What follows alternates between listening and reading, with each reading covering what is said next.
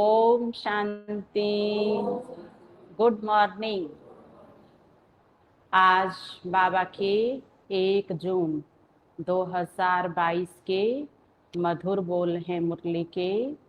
मीठे बच्चे सदा ईश्वरीय सेवा में बिजी रहो तो बाप से लव बढ़ता जाएगा। आज बाबा ने प्यार को, बाबा से जो प्यार हमने किया है उसे बढ़ाने का तरीका बताया बाबा ने कि बच्चे मैंने जो आपको सेवा दी है आप इस सेवा को करते जाओ। सेवा बढ़ाएंगे तो बाबा का प्यार हमें अपने आप महसूस होता जाएगा, खुशी का पारा चढ़ा रहेगा। प्रश्न है, नजर से निहाल होने वाले बच्चों की दिल में कौन सी खुशी रहती है? नजर से निहाल होने वाले बच्चों की दिल में कौन सी खुशी रहती है? उत्तर है, उनके दिल में स्वर्ग के बादशाही की खुशी रहती है, क्योंकि बाप की नजर मिली अर्थात वर्षे के अधिकारी बने। क्योंकि बाप की नजर मिली अर्थात वर्षे के अधिकारी बने। बाप में सब समाया हुआ है। बाबा में क्या है? सब समाया हुआ है। प्रश्न है दूसरा, बाप बच्चों को रोज भिन्न भिन्न ढंग से नई पॉइंट्स क्यों सुनाते हैं? बाप बच्चों को रोज रोज भिन्न भिन्न ढंग से नई पॉइंट्स क्यों सुनाते हैं? उत्तर है, क्योंकि बच्चों की अनेक जन्मों की दिल पूरी करनी है। अनेक जन्मों की मन की दिल की कामना पूरी करनी है। बच्चे बाप द्वारा नई नई पॉइंट्स सुनते हैं तो बाप के प्रति लव बढ़ता जाता है। लौकिक में भी होता है ना कि कमाने के रोज नए नए तरीके अपनाते हैं तो कमाई बढ़ती जाती है। तो अगर कमाई बढ़ेगी तो फिर खुशी भी बढ़ती है, मान सम्मान भी, है ना। जो जितना कमाता है और समाज के अंदर जितना अच्छा पुण्य का काम करता है, जितना दान करता है तो उसकी महिमा होती है। उसको उस बात से खुशी इतनी मिलती है क्योंकि सबने उसको देखा है। तो बाबा कह रहे हैं बच्चे, आप बच्चे प्रत्यक्ष हो जाओ और आपकी हर जन्म की इच्छा, शुभ इच्छा पूरी हो जाए। इसलिए मैं आपको रोज नई नई बातें बताता हूँ। इसलिए मुरली रोज क्या है? नई है हमारे लिए। जैसे रोज आपको नई नई डिश कोई बना बना के खिलाए, कितना अच्छा लगेगा? अच्छा नहीं लगेगा? वाह, आज तो मेरी ये फेवरेट चीज बनाई है, आज तो मेरी ये पसंद की बनाई है। अच्छा, सुबह भी बना दी, ओ दोपहर में भी आज बना दी, वाह वाह, शाम को भी बना दी। अच्छा, क्या बात है, खुशी चढ़ती है ना। हाँ, पसंद की चीज मिलती है। तो बाबा कह रहे हैं बच्चे, आपकी दिल की इच्छा ही तो पूरी करने आया हूँ। इसलिए मुरली में रोज नई नई बातें आ रही है और उन्हें रोज ग्रहण करना है तो माया का ग्रहण उतर जाएगा और खुशी का ग्रहण चढ़ जाएगा। गीत रात को क्या किया था? शारदा माता जी सबको बता रही हैं, रात को क्या किया था? तूने रात गवाई सो के, अब दिन खाएंगे बीत जाएगा और कौड़ी हीरा नहीं बन पाएगी। बाबा कौड़ी को हीरा बनाने आया है, क्योंकि कौड़ी क्या बन गई? हीरा क्या बन गया? कौड़ी बन गया। तो बाबा कौड़ी को हीरा बना देता है। इसलिए बाबा कहते हैं बच्चे जागो। जो जागेगा वो हीरा बनेगा। तूने रात गवाई सो के, दिवस गवाया खाए के, हीरे जैसा अनमोलक जन्म, हे ब्राह्मण तेरा कोड़ी बदले जाए रे। तो अब तो संभल जा रे। ओम शांति। बच्चे बैठे हैं नजर लगाकर। नजर लगाइए बाबा के ऊपर, अच्छी तरह से नजर लगा के बैठो, ताकि बाबा की नजर आपके ऊपर से हटे नहीं और सारा वर्षा आपको मिल जाए। बाबा कहते बच्चे मुझे देख रहे हैं टुकुर टुकुर, तो बाप भी देख रहे हैं आत्मा को और इस शरीर को। बच्चे भी देख रहे हैं हमारा बाबा आया है, परम धाम से आया है, ब्रह्मा तन में आया है, मेरे लिए आया है, मेरा बाबा आया है, इसलिए देख रहे हैं। अच्छा, देखने में मजा आता है व सुनने में मजा आता है। अब बाबा ने बच्चों की परीक्षा ले ली बीच में कि अच्छा मुझे देखते ही रहो, देखता ही रहूं तुझे बाबा, तुझे मैं देखता ही रहूं। सुनना भी है। बाबा कहते अब तो योग जब कर रहे थे तो देख रहे थे, और अब सुनना भी है, क्योंकि सुनना तो बहुत हुआ है, बहुत ही ज्ञान आदि ढेर का ढेर सुना है। तुम नंबर 1 भक्त हो, तुमने ही सबसे जास्ती भक्ति की है। वेद शास्त्र ग्रंथ गीता गायत्री जप तप आदि सब पढ़े किए हैं, बहुत सुनते हैं। बाप समझाते हैं कब से लेकर यह सुने हैं, द्वापर युग से, जब से ये निकले हैं बहुत सुना है। बाकी बाप से नजर मिलाना सो अभी ही होता है। तो नजर मिलाने के लिए क्या है, नजरों को टिकाना होता है, और नजर को टिकाने से पहले शरीर को टिकाना होता है। तो बाबा कहते हैं बच्चे बैठो, पहले बैठो, फिर भ्रिकुटी के तखत पर पक्का बैठो, फिर इन दोनों नैनों से आत्मा बाप को देखे, नजर मिलाए। तो नजर हम किससे मिलाते हैं, और चुराते किससे हैं। नजर हम उससे मिलाते हैं जो हम उसका सम्मान करते हैं, है ना, उनके गुणों को जीवन में अपनाते हैं और खुद स्वमान में रहते हैं। अंदर से क्या है, वफादारी है। और नजर चुराते हम किससे हैं, जिसके लिए मन में ईर्ष्या है, अशुद्धि है ना, नफरत का भाव है, या जिससे हम झूठ बोलते हैं, उन्हीं से ही तो नजर चुराते हैं ना। तो क्या मेरी नजर में वो चीज है जो बाबा की नजर में है। बाबा आपके लिए कितना ईमानदार है, कितना वफादार है। तो मुझ आत्मा को बाप सम्मान बन करके बाप से नजर मिलाए रखना है। नजर से निहाल होते ही हैं, यह एक श्लोक भी है, नजर से निहाल स्वामी किंदा सतगुरु। गुरु भी है, स्वामी भी है, सजनियों का नजर के सामने बैठे हैं। नजर से ही बाप को जानते हैं कि उससे हमको विश्व का मालिकपना मिलता है। बाप को देखने से दिल खुश हो जाती है। हमारी दिल को इतना चैन मिलता है बाबा से कि बाबा कहते अच्छा मिलता तो है, मेरा चित्र देख लिया करो बार बार। और मोबाइल खोलते ही पहला चित्र किसका आना चाहिए, खुद का नहीं, किसका लगा होना चाहिए, बाबा का चित्र लगा होना चाहिए। क्योंकि जो दिल में है वो मेरी हर चीज में है। और मेरी प्रिय चीज कौन सी है, चीज, संबंध नहीं। सबकी प्रिय चीज कौन सी है आज, बोलो ना, मोबाइल है सबसे प्रिय चीज। तो प्रिय चीज में फिर कौन होगा, मेरा प्रिय बाबा। तो ऐसा होना चाहिए, जो दूसरा भी कहे इनके तो रग रग में बाबा समाया हुआ है। जब बाबा मिला नजर के सामने बैठे हो तो जरूर बच्चों को स्वर्ग की बादशाही का नशा भी चढ़ेगा। पहले बाप का नशा, फिर बादशाही का नशा।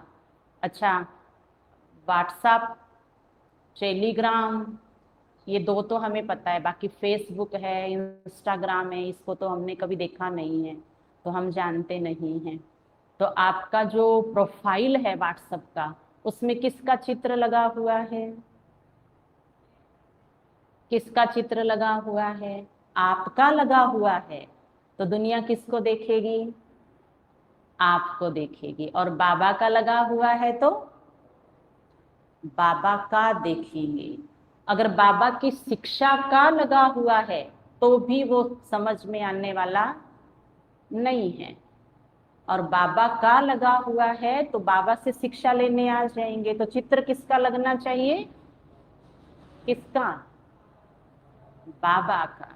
क्योंकि मेरे दिल में जिसका चित्र है, मेरे हर बात में उसी का चित्र होगा। मेरी कोई प्रोफाइल नहीं है, मेरी कोई डीपी नहीं है, मेरा कौन है? मेरा बाबा है। तो इसलिए मेरे हर कर्म से, नैनों से, मेरे हर चीज से कौन दिखाई दे? बाबा, बाबा, बाबा। हम जानते हैं हम अभी बाप के सामने बैठे हैं। देह अभिमान अब निकल रहा है। जब से प्रभु संग मिला है, तब से आत्मा में परमात्मा का असर हो रहा है। हम आत्माएं इस शरीर के साथ चक्र लगाते हैं, पार्ट बजाते बजाते अब हमारा बाप भी सन्मुख बैठा है। बाप के साथ खुशी होती ही है वर्षे की। बच्चे जब बड़े होते हैं तो बुद्धि में आता है हम बैरिस्टर का, इंजीनियर का, बादशाह का बच्चा हूँ, मैं बादशाही का मालिक हूँ। यहाँ तुम जानते हो बाप से हमको स्वर्ग का वर्षा मिलता है।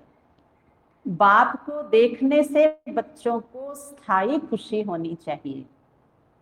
इसको ही रूह रिहान कहा जाता है। और हम रूह रिहान कहाँ करते हैं? कल होमवर्क कंप्लीट करके लाए थे ना 21 बार। आपको पता है हर जगह पर क्या करना है? चार धाम में, झोंपड़ी में रूह रिहान, बाबा रूम में बाप सम्मान स्थिति, और प्रश्न उत्तर कहाँ करने हैं? खूब खूब मन में जो भी चल रहा है कहाँ बैठ जाओ? हिस्ट्री हॉल में बैठ जाओ। जितने भी प्रश्न आ रहे हैं बुद्धि में, इसके उसके, मेरे पास्ट के, फ्यूचर के, वो लेकर बैठ जाओ हिस्ट्री हॉल में। क्योंकि टीचर पिता हिस्ट्री हॉल में हर प्रश्न का उत्तर देता है। और शक्तिशाली बनने के लिए चले जाओ शांति स्तंभ पर। अच्छा, कई बाबा के नए नए बच्चे कहते हैं हम तो माउंट आबू गए नहीं, ये चार धाम देखे ही नहीं। तो आज हम उनको चित्र दिखाएंगे। चार धाम का सेंटर में नीचे नए क्लासरूम में चित्र लगा हुआ है। देखना है चित्र? देखना है कृष्ण भाई? हाँ, ताकि वो चारों जगह, बस इस संसार में हम बच्चों के लिए वो चार ही जगह ऐसी है जो हमारे लायक है। क्योंकि हम उन जगह के ही लायक हैं। हम बाबा के दिल में बैठे बच्चों के लिए वो जगह ही अनमोल है। तो रूह रिहान कहाँ करेंगे? झोंपड़ी में बैठ के रूह रिहान। तो नशा चढ़ जाएगा। जो सुप्रीम बाप है सबका, वह बैठ आत्माओं से बात करते हैं। आत्मा इस शरीर द्वारा सुनती है। यहाँ यह एक ही बार ऐसा होता है कि बाप को याद करते करते जब वह आते हैं और नजर मिलाते हैं तो 21 जन्मों के लिए वर्षा दे देते हैं। यह तुम बच्चों को याद रहना चाहिए। बच्चे जो हैं वो भूल जाते हैं, भूलना नहीं चाहिए। बाबा की नजर के सामने होने से ही समझते हैं हम बाबा के साथ बैठे हैं। बाबा को देखने से खुशी का पारा चढ़ता है। और बाप बैठ नई नई पॉइंट्स समझाते हैं। बाप से बच्चों का पूरा लव हो जावे, आत्मा अपनी दिल पूरी कर दे, क्योंकि बिछड़ी हुई है। अनेक प्रकार के आत्मा ने दुख देखे हैं, अब सन्मुख बैठे हैं तो देख कर हर्षित होना चाहिए। बाप के सन्मुख होने से हर्षित होते हो, वाह, बाप से दूर होने से भी इतना हर्षित बना रहता है। पूछ रहे हैं बाबा कि बच्चे आप मधुबन आते हो, मेरे से मिलन मनाते हो, आप सेंटर में आए हो, मेरा कितना बड़ा चित्र लगा है, आप इसे ही देख देख करके हर्षित हो रहे हो, या जाओगे तो ये खुशी साथ लेके जाओगे? आंसर करो बाबा को। हम्म। हाँ, अगर बाबा के चित्र को देख के बाबा की नजर मेरे ऊपर पड़ी और मैं निहाल हो गई आत्मा, तो इस दृश्य को और इन शब्दों को मुरली के भूलना नहीं है। विवेक कहता है बाहर तो बहुत बातें सुनते हैं तो बुद्धि और तरफ चली जाती है। यह जो मधुबन में बच्चे बैठे हैं, सन्मुख सुनते हैं, बाबा प्यार से कशिश करते हैं, देखो तुम्हारा कितना मीठा कितना प्यारा बाबा है, तुमको स्वर्ग में जाने के लायक बना रहे हैं। बच्चे स्वर्ग के मालिक थे, अब ड्रामा अनुसार सब कुछ गवा दिया है। राज्य गवाना और पाना ये तो बड़ी बात नहीं है, तुम ही इस बात को जानते हो। दुनिया में करोड़ों आत्माएं हैं परंतु कोटों में कोई मुझे पहचानता है। मैं क्या हूँ और कैसा हूँ, मैं जो हूँ जैसा हूँ, मेरे द्वारा क्या मिलता है? यह समझते हुए भी वंडर है जो माया भुला देती है। ऐसे नहीं है कि सन्मुख वालों को माया भुलाती नहीं है, सन्मुख वालों को भी माया भुलाती है, क्योंकि माया ये नहीं देखती है कि ये कौन है। आपने कोरोना के लिए सुना था, कोरोना के लिए एक डायलॉग आता है, सावधान, कोरोना देश नहीं देखता, कोरोना जाति नहीं देखता, कोरोना धर्म नहीं देखता, कोरोना पद नहीं देखता, कोरोना मौका देखता है। सुना है ना सभी ने? तो माया पुराने को नहीं देखती, समर्पित को नहीं देखती, किसको देखती है? माया जो मौका देख करके वार करती है, वो किसी पर भी कब भी करती है। सावधानी हटी और माया ने आकर के अपना काम कर दिया। तो ध्यान रखना है, शिव बाबा में भी पूरा लव होना चाहिए। लव कैसे बढ़े? जो बाबा से हम ऊंचा वर्षा लेवे। बाबा कहते खिदमत करो, सेवा करो, त्याग हो गया, तपस्या हो गई, अब करो सेवा और फिर मिल जाएगा मेवा। बाप बच्चों की खिदमत करते हैं, बच्चे जानते हैं बाप दूर देश से आया है। देखा सवेरे बाबा का घर कितना दूर है। आज गए सवेरे अमृत वेला कौन कौन गए? लाल प्रकाश का धाम देखा था? देखना है रोज कि बाबा इतनी दूर से आते हैं, तो मेरे लिए कोई स्थान धरती पर दूर दूर नहीं है।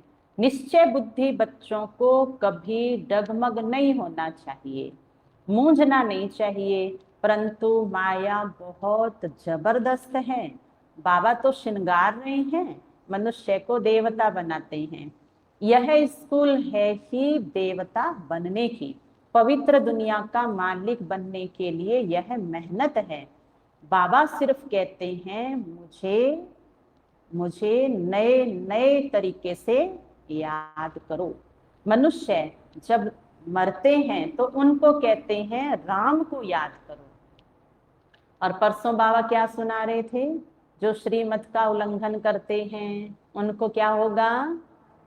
कोई तकलीफ नहीं होगी। हो ही रही है ना, जो श्रीमत का उल्लंघन कर रहे हैं तकलीफ तो वैसे ही हो रही है। बाबा ने कहा माया के भूत उनको मार मार के और बाबा से मिला देंगे, जोड़ देंगे, मार मार के बाबा की याद कराएंगे। तुमको तो बाप की पूरी पहचान है, तुम आते ही हो शिव बाबा के पास। वो तो निराकार है, क्रिएटर है। क्रिएट कैसे करेंगे? प्रजापिता ब्रह्मा को भी क्रिएटर कहते हैं। ब्रह्मा द्वारा मनुष्य सृष्टि पैदा होती है, इसलिए प्रजापिता ब्रह्मा कहा जाता है। तुम अब ब्राह्मण बने हो, तुम्हारी आत्मा अब अच्छी रीति जानती है कि हम शिव बाबा के पोत्रे और ब्रह्मा के बच्चे हैं, तो इनके द्वारा जो मिलेगा वो तो पक्का है, बढ़ाना मेरे हाथ में है, क्योंकि बाबा की तरफ से मिलने वाला घटना तो है नहीं, गोद में आ गए हैं। तुम बच्चे जानते हो हमारे विक्रम विनाश हो जाए और हम विजय माला में नजदीक पिरो जाएं, तो बाबा को बहुत याद करना पड़े। फिर तुम कर्म योगी भी हो, घर बार संभालते पवित्र रहना है। कमल फूल सम्मान, यह मिसाल कोई सन्यासियों से नहीं लगता है। वह गृहस्थ व्यवहार में रहते कमल फूल सम्मान पवित्र नहीं रह सकते, न किसी को वो कह सकते हैं। जो जैसा है वह ऐसा ही बनाएगा। सन्यासी ये कह नहीं सकते कि कमल सम पवित्र रहो, अगर कहे ब्रह्म को याद करो वह भी हो नहीं सकता। कहेंगे तुमने तो घर बार छोड़ा है, हम कैसे छोड़ें, है ना, गृहस्थी जाके बोलेगा। सन्यासी को तुम ही घर गृहस्थ में रह नहीं सके तो दूसरों को कैसे कह सकते, वह राजयोग की शिक्षा दे ना सके। अभी तुम सभी धर्म वालों के राज को समझ गए हो। हर एक धर्म को फिर अपने समय पर आना है। कलयुग से फिर सतयुग होना है। सतयुग के लिए चाहिए आदि सनातन देवी देवता धर्म, और कोई धर्म वाले मनुष्य को देवता बना नहीं सकते। उन्हों को जाना ही मुक्ति में है, सुख है ही स्वर्ग में। जब हम देवी देवता बने तब दूसरे धर्म वाले मुक्ति में जाए। जब तक हम जीवन मुक्ति धाम स्वर्ग में नहीं गए हैं तब तक कोई तो जीवन बंद वाले रहने नहीं चाहिए। जब तक हम जीवन मुक्ति धाम स्वर्ग में नहीं गए हैं तब तक कोई मुक्ति में जा नहीं सकते। स्वर्ग और नरक इकट्ठा रह नहीं सकते। हम जीवन मुक्ति का वर्षा पाएंगे तो जीवन बंद वाले रहने नहीं चाहिए। तुम जानते हो इस समय है संगम, तुम ही कल्प के संगम पर बाबा से मिलते हो, बाबा से स्वर्ग के लिए फिर से वर्षा पा रहे हैं। हम जीते जी मरकर बाप के बने हैं। जो एडॉप्ट होते हैं उन्हें दोनों जहानों का मालूम पड़ता है कि पहले वाला परिवार ये है और अब वाला परिवार ये है। पहले वाला क्यों छोड़ा है और अब वाले परिवार में कुछ भी लेने से पीछे नहीं हटना है ना, पूरा पूरा लेना है। और पीछे वाला परिवार भी क्या कहता है, अब इनके पास जो है वो सब सब तुम्हारा है। गोद की रस्म में तो यही होता है ना, इसलिए अपना वही ध्यान रखो। अब वो नानी को ही माँ बोलते हैं क्योंकि गोद में ही नानी के चले गए हैं। अब वो नानी नानी नहीं रही है, पहले वाले रिश्ते भी रिश्ते नहीं रहे हैं। तो बाबा कहते लौकिक में बखूबी निभाया जाता है, सब याद कराते हैं। तो अलौकिक में भी ये स्मृति रखनी है कि हमारा नया जन्म है। अब फलाने के बने हैं, पहले फलाने के थे, वह अपने मित्र संबंधी आदि सबको जानते हैं। दोनों तरफ का मालूम तो रहता है। तुम बच्चे जानते हो इस दुनिया से हमने लंगर उठा लिया है और नाव चल पड़ी है। नाव पुरानी और साथी संभल के चल तू। नाव पुरानी है, ये कब से चली थी और अंधेरे में थे, रोशनी तो अब मिली है। तो रोशनी में जांच लेना है कि कहाँ कहाँ कोई रस्सी बंधी भी ना हो। अभी हम जा रहे हैं, वक्त जा रहा है, समय परिवर्तन होने जा रहा है, तो हम भी जा रहे हैं और बाप हमें ले जाने के लिए आया है, तो रुकना नहीं है। इससे इस दुनिया से हमारा कोई ताल्लुक नहीं है। यह भगवान अपने बच्चों से यानी परमपिता परमात्मा शालीग्राम बच्चों से बात कर रहे हैं। तो शालीग्राम बच्चे सुन रहे हैं, बाबा कहते मेरी आवाज किसको सुनाई देगी? जिसके कान नहीं है, नाक नहीं है, मुख नहीं है, हाथ नहीं है, पैर नहीं है। समझ आया? बाबा कहते मेरे साथ इस समय सिर्फ शालीग्राम बैठे हैं। दुनिया तो बहुत बड़ी है, लेकिन सारी दुनिया में सबके क्या है? चित्र। चित्र नहीं बैठा है। सारी दुनिया क्या है? चित्रों वाले हैं, है ना। नाक कान हाथ खुद को मनुष्य मानने वाले हैं, और हम हैं आत्मा रूप में शालीग्राम। तो बाबा कहते मेरा असर जो आत्मा बन करके सुन रहे हैं ना, उन्हीं पर आ रहा है। बाकी सारे तो मनुष्य है, और मनुष्य पे किसका असर आएगा? मनुष्य का आएगा। तो उनका लंगर नहीं उठेगा, वो नहीं जा रहे हैं। और हमने अगर कुछ भी अपने ऊपर धारण कर लिया ना, किसी भी इंद्री का संकल्प, तो वो अपने हिस्से में हमें ले जाएंगे। इसलिए मैं निराकार आत्मा, निराकार बाबा से सुन रही हूँ। फिर उसके बाद हमारा प्यारा स्वरूप है फरिश्ता या विश्व सेवाधारी। अब आप 1 मिनट के लिए संकल्प करिए, मैं विश्व सेवाधारी हूँ। आंखें बंद करो। मैं विश्व सेवाधारी हूँ।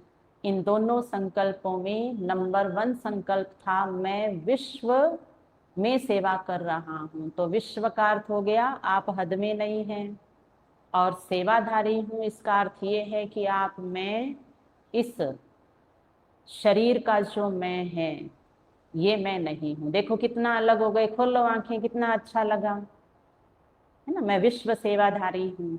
फिर विश्व सेवाधारी विश्व की सेवा कर रहा है। और फिर फरिश्ता हूँ। तो फरिश्ता जो होता है उसका तो किसी से कोई नाता रिश्ता नहीं होता है।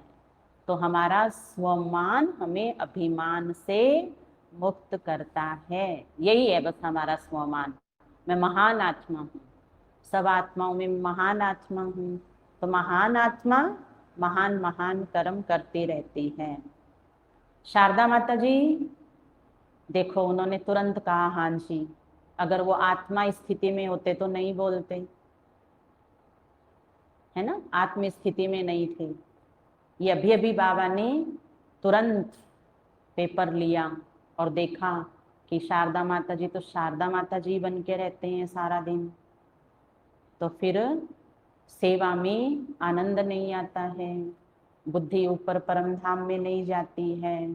शारदा माता जी स्वर्ग में जाएंगे? बताओ भाई, कौन कौन कह रहा है? हमारा समाज आज तक ही कहता है स्वर्ग में गए, लेकिन गया कोई नहीं। बाबा कहता है तो जो इस रूप नाम से न्यारा है वही जा सकता है।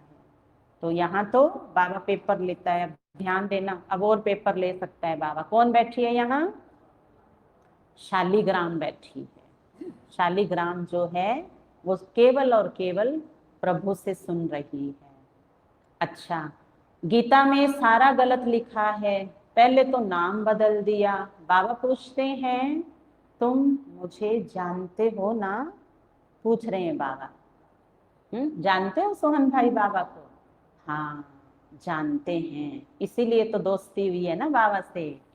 मानते हैं, इसलिए तो वर्षा मिल रहा है।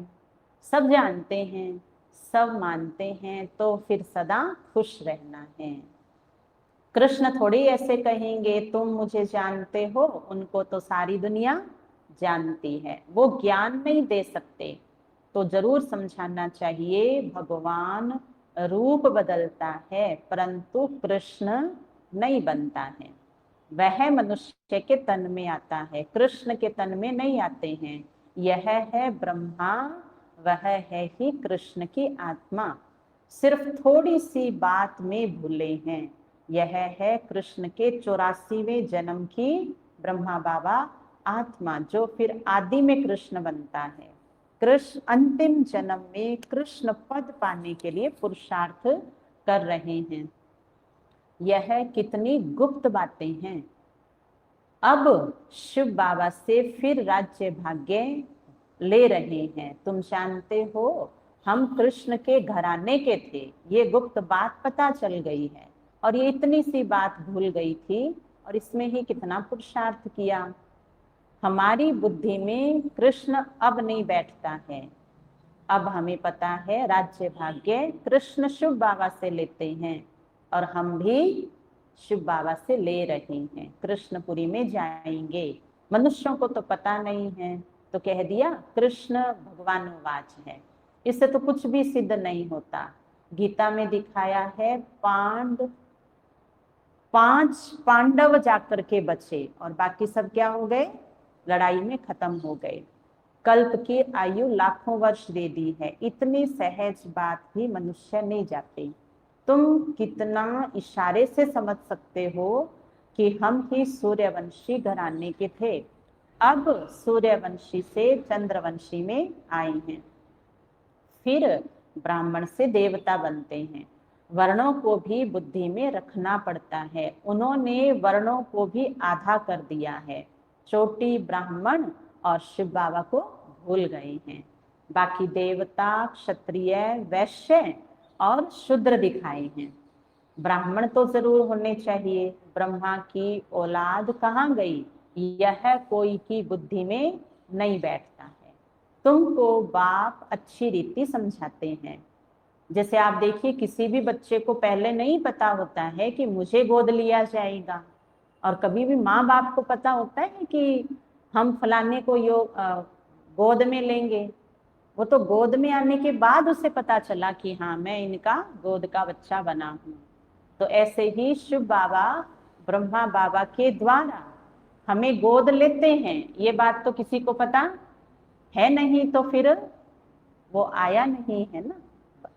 ऐसे तो सभी कहते हैं पुनर्जन्म होता है ना, हिसाब जहां होता है वहां ही आना होता है, लेकिन वहां भी आने के लिए एक और जन्म लेना पड़ता है। जो नानी के गोद में आया है तो उसने पहले क्या किया, और जन्म लिया है।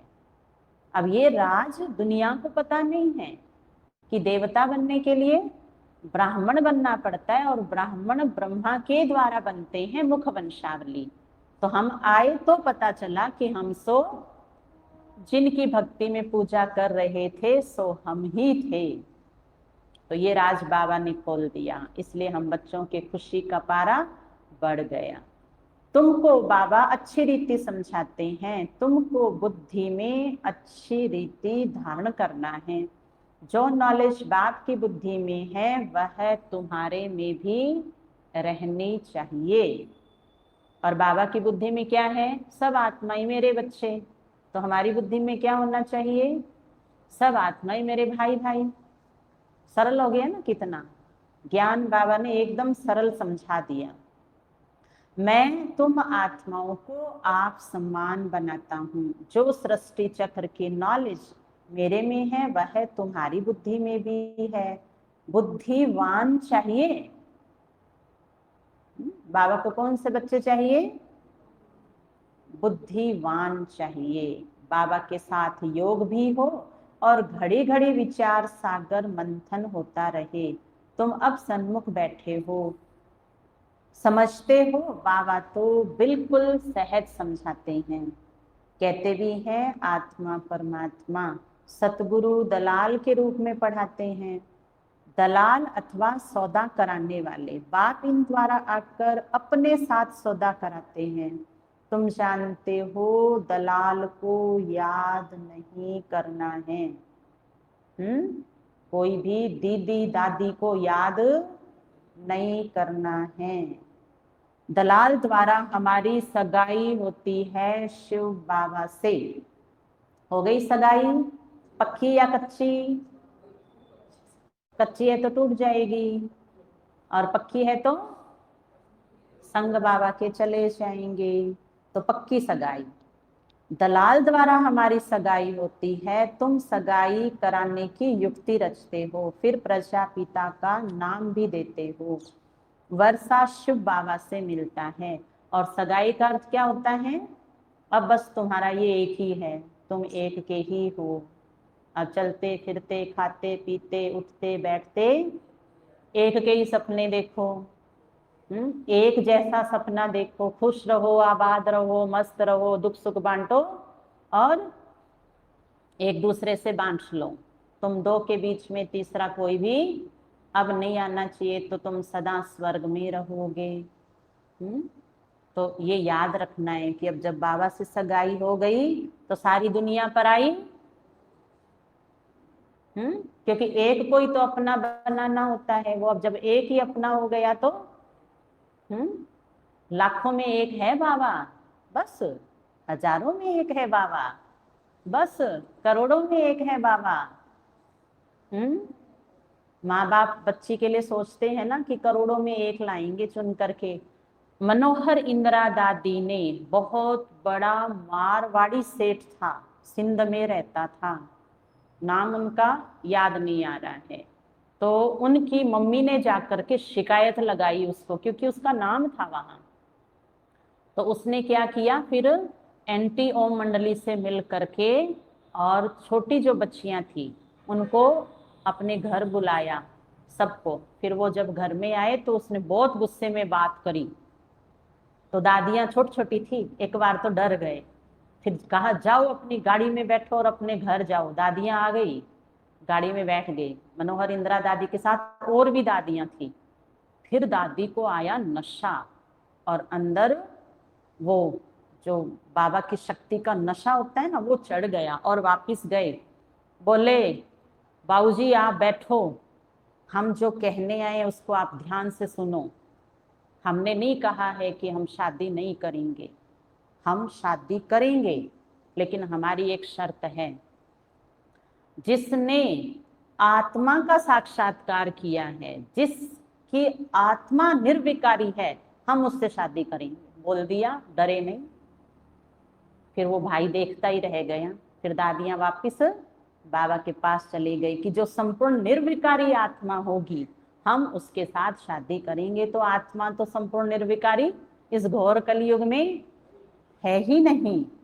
फिर उस भाई ने देखा कि ये इनकी मम्मियां झूठी शिकायत लेकर के आई है, ये ओम मंडली वाले बिल्कुल सच बोल रहे हैं और ये सारा गलत बोल रहे हैं। तो सगाई में ये होती है ऊंचाई। बाबा के संग बहुत पेपर आए थे दादियों के सामने, बहुत पेपर लिए, लेकिन वो डरे नहीं। और यहाँ तो बाबा मैं मुरली क्लास में किस लिए आई हूँ, आपसे सगाई तोड़ के दूसरे से सगाई करने के लिए आई हूँ।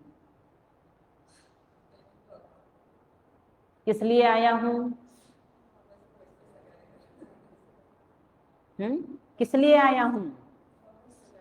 देखो कैसी कैसी बातें हैं ना, कैसी साकार की बातें।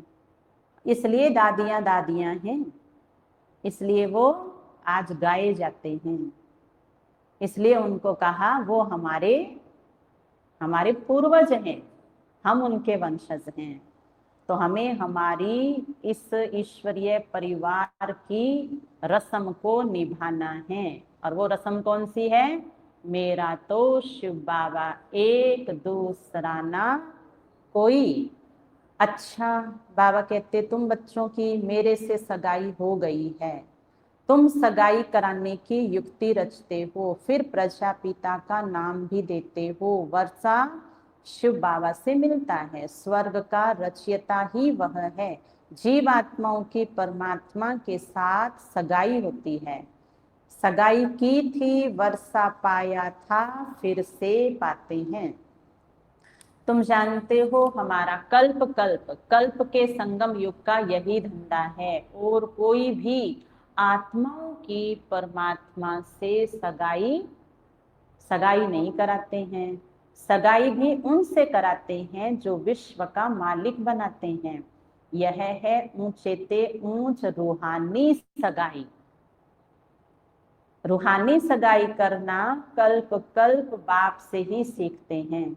जैसे जिनकी लौकिक में सगाई होती है ना, उनकी अंगूठी पहननी होती है ना, वो बार बार कहाँ देखते हैं?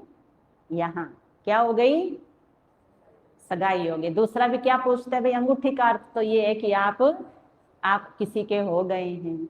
तो हम किसके हैं? ये बैज हमारा सब कुछ है ना, क्योंकि इस बैज के अंदर मैं और मेरा बाबा है। तो ये बैज को कभी भी हृदय से हटाना नहीं, नहीं तो कोई और आकर के बैठ जाएगा। रूहानी सगाई करना कल्प कल्प बाप से ही सीखते हैं। कल्प कल्प ऐसा होता है, कल्प कल्प मनुष्य से देवता जरूर बनते हैं। देवता फिर से मनुष्य बनते हैं। मनुष्य तो मनुष्य ही हैं। मनुष्य में तो मनुष्य का ही ज्ञान है। मनुष्य ने तो मनुष्य की दुनिया में मनुष्य वाले ही काम करने हैं। क्यों? क्योंकि वो कौन है? अब जब वो मनुष्य है तो काम तो वही करेंगे ना। लेकिन हम मनुष्य से ब्राह्मण बने हैं। हम ब्राह्मण इसलिए बने हैं कि मनुष्य जीवन में कमी है। मनुष्य जीवन में कमी होने की वजह से मनुष्य जीवन हीरे जैसा होने के बाद भी क्या जा रहा है? कौड़ी जैसा जा रहा है। ये तो बाबा का शुक्रिया है कि जो हमें ब्राह्मण बना करके मनुष्य से हमारी देवता बनने की इच्छा है। मनुष्य में कमी कौन सी है? निरोगी काया नहीं है, धन नहीं है, रिश्तों में मधुरता प्रेम नहीं है, और काया निरोगी नहीं है, मन मन बिना भेदभाव वाला नहीं है, सुंदर नहीं है।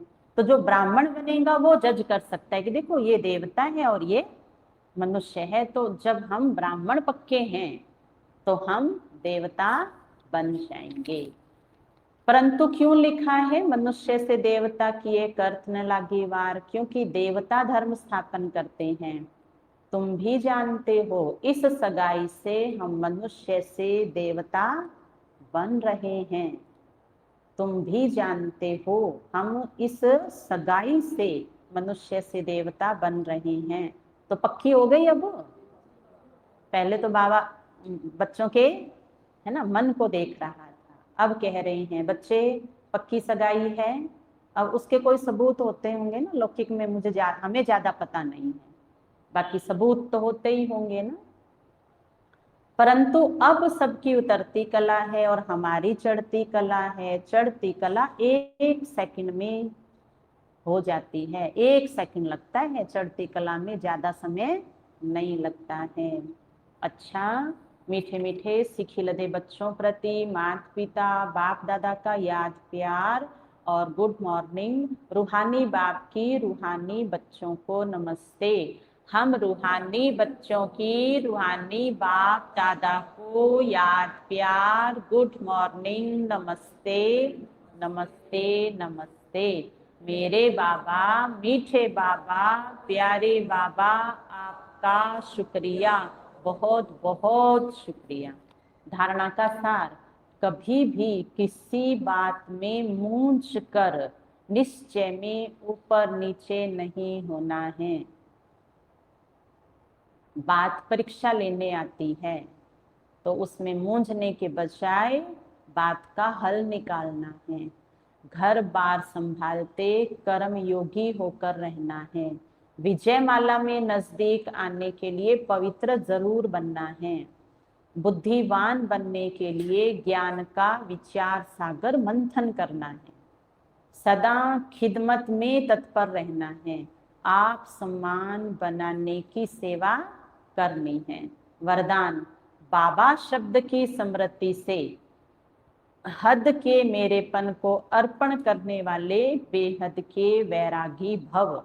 बाबा शब्द की स्मृति से हद के मेरेपन को अर्पण करने वाले बेहद के वैरागी भव। विस्तार है, कई बच्चे कहते हैं मेरा ये गुण है। कौन से वाला गुण? ये वाला, ये हर एक का अपना अपना होता है ना। कमाने का होता है, पकाने का होता है, खाने का होता है, खिलाने का होता है ना, पेंटिंग करने का होता है, मैनेजमेंट करने का होता है, भाषण करना भी होता है। दूसरे की बात को उसका व्यर्थ निकाल के समर्थ बनाने की भी कला होती है। जिसको कोई नहीं समझा सकता है आप उसे समझा के ठीक कर देते हो, ये भी क्या होती है? ये भी एक कला होती है। तो कलाएं बहुत हैं और बाबा ने कहा है आप बच्चों की विशेषताओं की लिस्ट मेरे पास है। क्या है? पर लिस्ट बाबा रोज देखता है, अरे इस बच्चे में ये गुण है और ये सेवा नहीं करते हैं, इस बच्चे में ये विशेषता है और ये सेवा में नहीं लगाते हैं। फिर भाई आप स्वस्थ हैं, घर में काम नहीं करते हैं, आपकी बुद्धि तेज है, आप बिजनेस नहीं करते, पढ़ाई नहीं करते, आप में भोजन बनाने की बहुत अच्छी कला है, आप भोजन नहीं बनाते हैं, तो क्या कहेगा बाबा कि बच्चे हैं आपके पास और लगाते नहीं हो, तो फिर सफलता कैसे मिलेगी? तो अपनी विशेषताओं को सेवा में लगाना है। सेवा में लगाएंगे तब जब बाबा ने दी है याद रखेंगे, और सेवा में लगाई और उसके बाद में अहंकार आया तो याद रखना है ये मेरी विशेषता नहीं थी, ये तो बाबा की विशेषता थी। तो बाबा हर बात में कौन? हर बात में कौन? बाबा। कई बच्चे कहते हैं मेरा ये गुण है, मेरी शक्ति है, यह भी गलती है। परमात्मा देन को मेरा मानना ये महापाप है। कई बच्चे साधारण भाषा में बोल देते हैं मेरे इस गुण को, मेरी बुद्धि को यूज नहीं किया जाता। मेरे इस गुण को और मेरी बुद्धि को यूज नहीं किया जाता। तो जो आपका गुण है आप हमें बताइए, आज ही आपको वो सेवा मिल जाएगी। आप बताइए तो सही। चलो कल तक होगा मन में, आज तो आप बता सकते हैं। भी आपकी बुद्धि का यूज होना चाहिए। आप हमें बताइए, आसपास के गांव इतने बड़े हुए हैं बुद्धि की सेवा के लिए कि सेवा बहुत है। आओ बाबा के बच्चों बोलो, बाबा तो तैयार हैं। अब बताओगे तो पता चलेगा ना कि आपकी बुद्धि यूज वाली है, आपका गुण यूज वाला है कि यूज नहीं किया जाता। तो देखो ऑफर नहीं करेंगे तो फिर बाबा चांस कैसे देंगे? लेकिन मेरी कहना माना मेला होना यह भी ठगी है, मेरी कहना। क्योंकि जो मेरी कहेगा मेलापन कौन सा आ गया? पहले ही मेरी बुद्धि को यूज नहीं किया। और बाबा कहते करने वाले को, जैसे दुनिया में सुना है ना, उड़ने वाले को पहाड़ भी नहीं रोक सकते हैं। बाबा कहते करने वाले को, है ना, पूछने की और करने वाले को कहलवाने की जरूरत नहीं है। तो बाबा कहते हैं ऐसे मत बोलो बच्चे कि मेरा ये गुण है, मेरी ये बुद्धि है, लेकिन मेरे से राय नहीं लेते, मेरे से नहीं पूछते हैं, मुझे आगे नहीं रखते हैं। तो ये कहना माना मैला करना मन को, और मेरी कह करके ठगी करना। इसलिए इस हद के मेरेपन को अर्पण कर सदा बाबा शब्द याद रहे, तब कहेंगे बेहद की वैरागी आत्मा। तो बेहद के वैराग में आता है कि जहां हमें हमारे गुण और विशेषता को सेवा में नहीं पूछा गया तो भी उसका अभिमान नहीं है। स्लोगन, अपनी सेवा को बाप के आगे अर्पण कर दो तो सेवा का फल और बल प्राप्त होता रहेगा। अपनी सेवा को बाप के आगे अर्पण कर दो तो सेवा का फल और बल प्राप्त होता रहेगा। क्योंकि सेवा उसकी, बल उसका, और फल भी वही देता है। इसलिए सारा दिन आज एक संकल्प बीच बीच में करते रहना, और वो कौन सा? मैं क्या करता हूं? जब मैं क्या करता हूं? कुछ भी नहीं करते। कराता कौन? करता वो है, कराता वो है, तो फिर मैं क्या करता हूं? तो इससे ना तो आएगा अभिमान, ना रहेगा आलस भी। जब करने वाले आप हो, कराने वाले आप हो, तो फिर मैं तो हूं ही नहीं, तो फिर अभिमान और आलस नहीं आएगा। अच्छा, ओम शांति।